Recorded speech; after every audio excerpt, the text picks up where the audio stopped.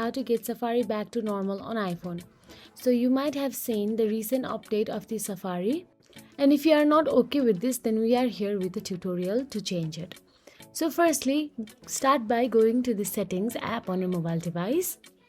Then simply scroll down and look for the Safari option available there and tap on it. Once you're inside the Safari app, you will get to see various options available in the bottom. Scroll down. There you can see landscape tab bar feature enabled.